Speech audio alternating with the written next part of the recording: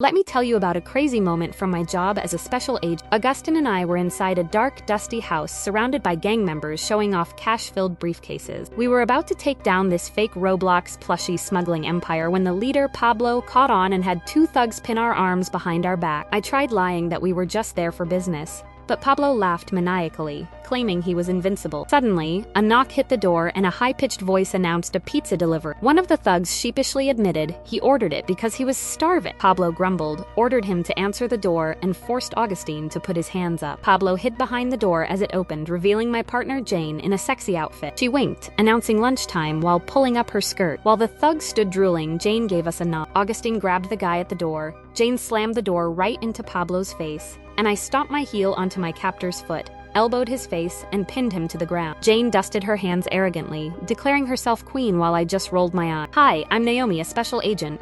Together with Augustine, our leader and Janemy annoying stepsister/partner, we cracked the toughest cases. The next morning, in our dim office, Jane and I were glaring at each other over who should write the case report when Augustine called us to the board. He pinned up a picture of Amy, a student and school representative who had been missing since Monday. Suspect number 1 was Shirley, her mean girl rival. Augustine assigned us to go undercover as students at Lawrence High. I excitedly volunteered to join Shirley's clique to dig for gossip, while Jane offered to watch Diane, Amy's shy stepsister. Augustine warned us never to act alone, and after a quick low five, I walked out determined to conquer Lawrence High. On my first day at Lawrence High, I strutted through the school hallway in my excellent disguise, feeling like $1,000,000. My stylish mean girl outfit immediately turned heads left and right, including Marco's. He was the school's star jock with a notoriously long list of ex-girlfriends. He stepped into my path, flirting smoothly by offering to show me around the school if I showed him the way to my heart. I just smirked, playing it cool.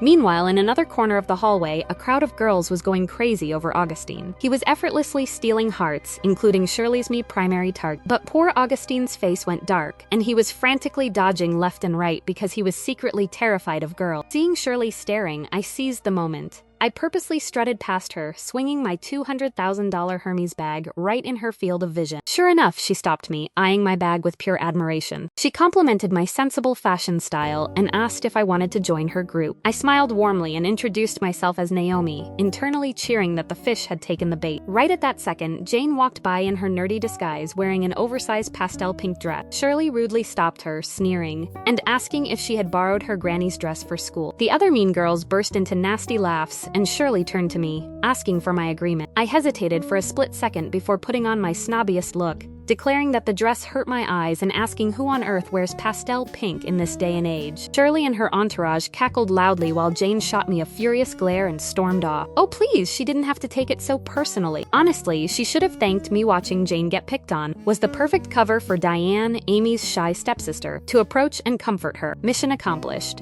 From then on, I hung out with Shirley and her clique every morning at the local cafe. To be honest, their endless gossiping was super boring, and I was starting to lose my patience until someone finally mentioned Amy. One of the mean girls asked if anyone had seen Amy around lately. My ears perked up, but Shirley just nonchalantly filed her nails, asking who on earth Amy even was. I was completely shocked. The other girl reminded her that Amy Hayward was the student competing against her for the school representative spot. Shirley just kept filing her nails, sighing that she couldn't care less about that stupid contest and was glad it was over, adding that she only joined because her dad kept nagging her. Shirley didn't even remember Amy, let alone care about competing with her. Looking closely at her, I realized that although Shirley was loud, she was surprisingly straightforward. Right at that moment, a nerdy boy nearby was about to sit down, so engrossed in his book that he didn't realize his chair was pushed back. Just in the nick of time, Shirley extended her foot and kicked the chair back into place so he wouldn't crash onto his butt. My gut was telling me that she was definitely innocent. That night at our agency office, I brought up my doubts during our debriefing. I firmly told my team that I was pretty sure Shirley was clear. Jane instantly snapped back,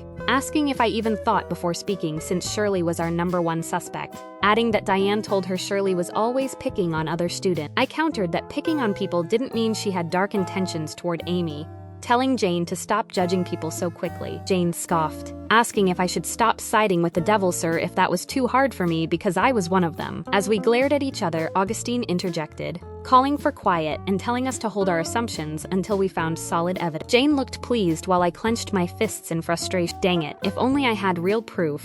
Feeling like Jane was only slowing down the investigation, I decided to go look for Diane myself the next morning in the schoolyard. But before I could reach her, Marco blocked my way with a massive bouquet of red roses, surrounded by rose petals arranged in a huge heart on the ground. He smirked, reciting a cheesy poem about roses being red and sugar being sweet, asking me to be his girl. The whole school gathered around, letting out a loud collective "ow" at his grand gesture. I was still trying to process the ridiculous scene when Augustine appeared in the distance, riding a hoverboard and wearing dark sunglasses. He rode straight through the heart-shaped flower arrangement, scattering petals everywhere and completely ruining Marco's setup. Augustine paused, casually tossed out a fake apology about not seeing where he was going because of his sunglasses, and zoomed off. Marco looked like a volcano about to erupt with rage, while Shirley let out an earth-shaking squeal, swooning over Augustine's cool grace and begging the heavens to spare her heart. Later that afternoon, during independent reading in the quiet library, Marco and his little posse came stomping in to pick a fight with Augustine. Augustine was chilling, wearing his headphones while reading, completely unaware as Marco marched right up behind him. Marco was fuming, yelling at Augustine to turn his coconut head around and have the courage to face him. The whole library was buzzing with whispers.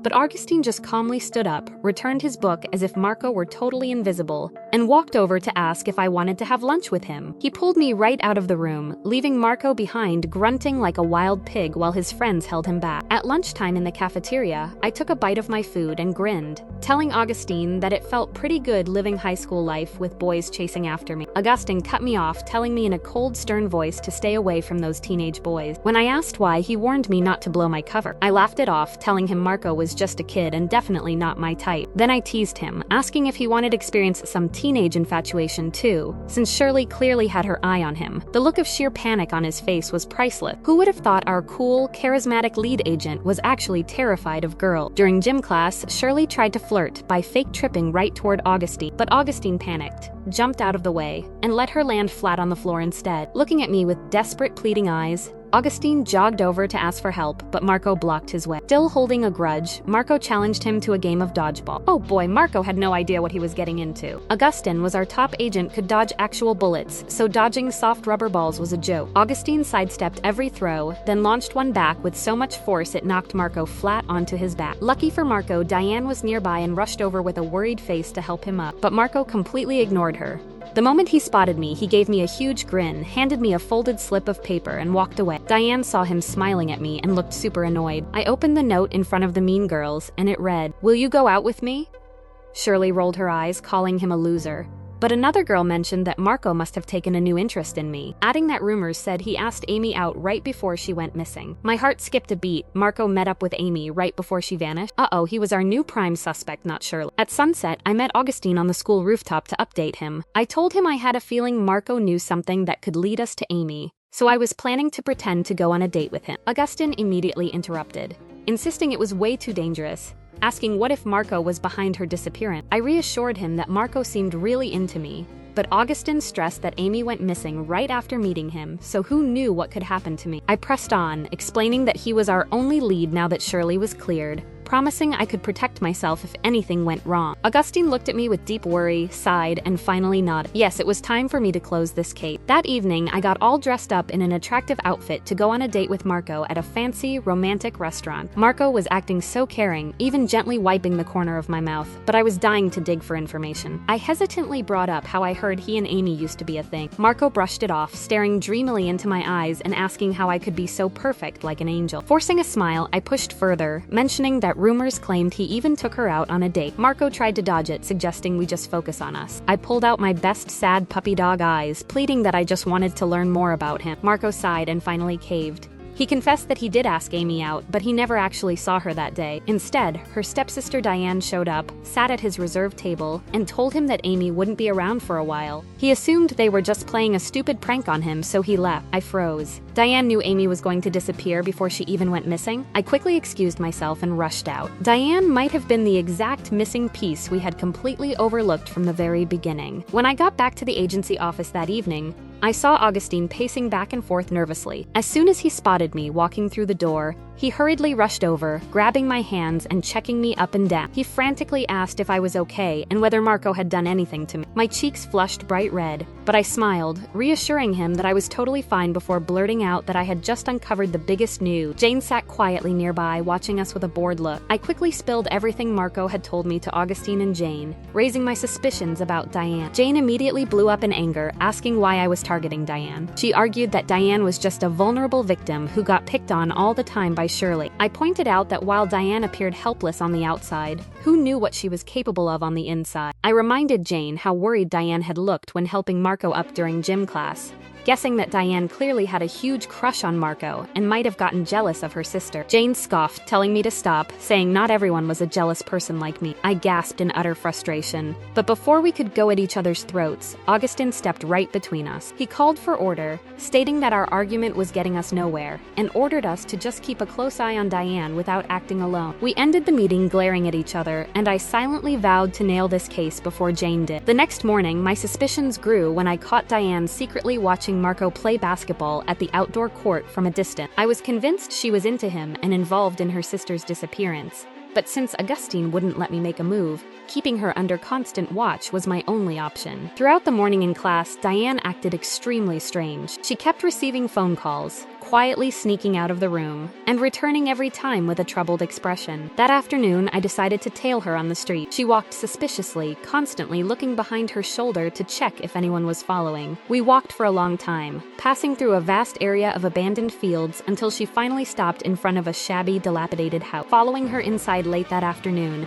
I looked around at the shambles of broken glass and debris, realizing this was definitely no ordinary house. The place was completely torn apart and rigged with deadly traps. Thank goodness for all my academy training, because I managed to dodge sharp bear traps on the floor, and even swung myself over a handrail to avoid a massive rolling wrecking ball. Suddenly, a shadow flashed across the room. I sprinted after it, reaching a heavy door that led down into a pitch-black basement. Creeping into the dark basement, I warned myself that whoever was staying here wouldn't be easy to handle. But as I took another step forward, my foot landed on a switch on the floor. A sharp, metallic clicking sound echoed through the room, followed by the faint, terrifying ticking of a clock. I froze in terror. No, it was a bomb trap. Before I could react, a heavy-set man named Gordon and Diane stepped out from the shadows behind me. Mr. Gordon grunted harshly, warning me that if I moved an inch, I was done for. He demanded to know who I was and if the Dixie Mafia had sent me to get back at him. Scared out of my mind, I stammered that I wasn't Mafia at all, lying that I had just come to check the building's electricity. Diane pointed at me, telling Miss Gordon I was lying and that she knew I was up to no good. Mr. Gordon raised a small remote control in his hand, threatening to blow me up if I didn't tell the truth right now. My mind raced with panic as I regretted not listening to Augustine. Was my mission about to end like this? Was my life over? Suddenly, a loud crash echoed through the basement as the door was kicked wide open. Augustine burst inside, shouting at the top of his lungs that he was FBI and warning them not to touch me. My eyes lit up with sheer joy seeing him. Mr. Gordon and Diane stood there in complete shock, confused about why the FBI was here. In a split second, Augustine rushed forward and kicked the remote control straight out of Gordon's hand. Jane darted in right behind him,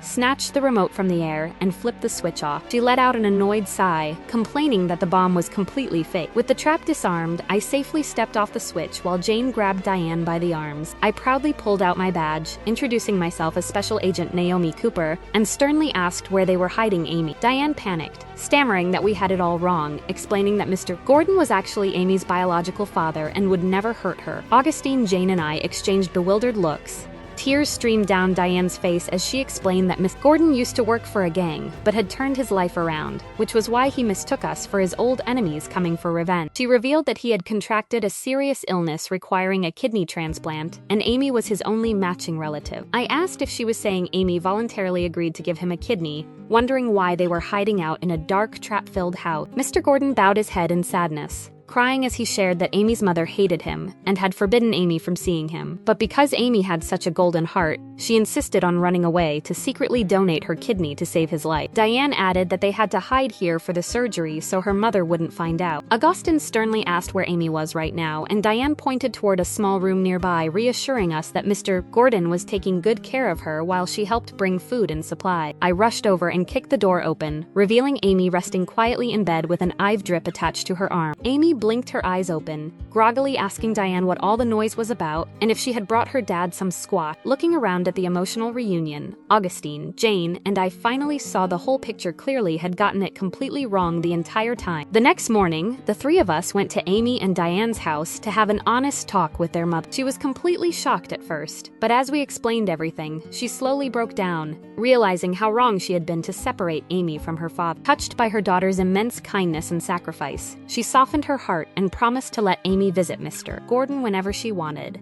Standing outside, we watched through the doorway as Diane gently helped a weak Amy walk out to the car so they could go see their dad. Watching the two sisters support each other brought a sudden lump to my throat. I turned to look at Jane, and right at that exact moment, she turned to look at me too. We both blurted out an apology at the exact same time. We looked up into each other's eyes and shared a long, tight hug. No matter how much we argued or drove each other crazy, we were still sisters in the end. Augustine watched us with a content smile, declaring the case officially closed and suggesting we all go out for a grand celebration. But Jane pulled back with a cheeky grin, lying that she actually had a date to get to. Before I could say anything, she pushed me right toward Augustine, winking as she told him to just take me instead, then sprinted off into the distance. I gaped in disbelief as she abandoned Ashiki Jane. Left alone with Augustine, the air between us suddenly grew warm and quiet. He turned to me, his voice soft and tender as he confessed how deeply relieved he was that I was okay, adding that if anything had happened to me. I held my breath, looking up at him, gently prompting him to finish his sentence. Augustine looked straight into my eyes with unwavering earnestness, whispering that if anything ever happened to me, he would die for me. Before I could process his words, he wrapped his arms around me in a warm, protective hug. Standing there in his embrace, I could feel my face burning bright red, my heart fluttering uncontrollably.